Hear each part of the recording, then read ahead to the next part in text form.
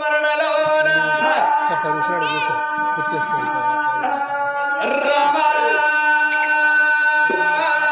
ఎవరైతే అంటారో రామ ఎవరైతే వింటారో ఒక యజ్ఞం చేసినంత పుణ్యం అంటారు.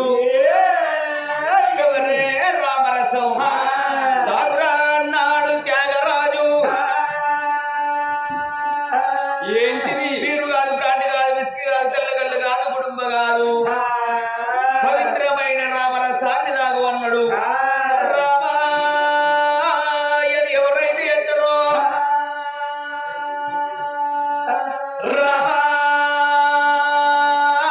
రామాయణ ఎవరైతే వింటారో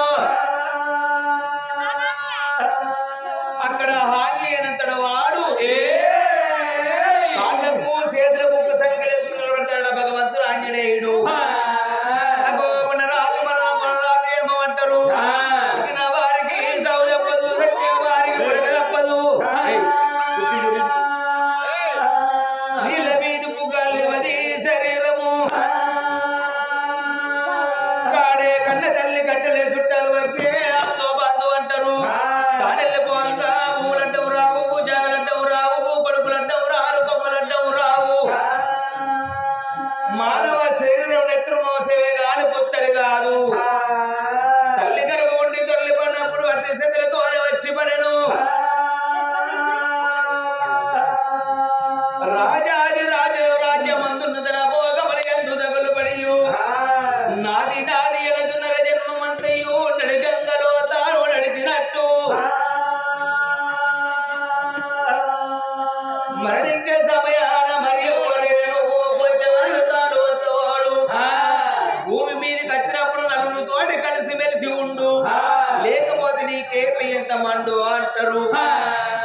మరి నా తల్లులారా, మరి నా తండ్రులారా, అటువంటి రామనామ స్మరణ జరుగుతుంది కాబట్టి రాములకు రాజ్యాల దేవుడు అటువంటి ఆంజనేయ సాయి వచ్చి వింటాడు కాబట్టి ఒకసారి కొండగట్టను వాళ్ళకు అని నేనంటే మీరు చెయ్యనే కొండగట్టలో ఆంజనేయ సాయి మరిక్కడ వెలిసినట్టు కావాలి. దేవుడిచ్చిన చేతులు ఉన్నలైతేనో సప్పట్టు కొట్టుండ్రి, నోరు ఉన్నలైతేనో చేయనుండ్రి. ఇక పాపం చేతులలో ఎట్లా సప్పట్లు కొట్టరు, నోరు లేని ఎట్లా చేయనురా.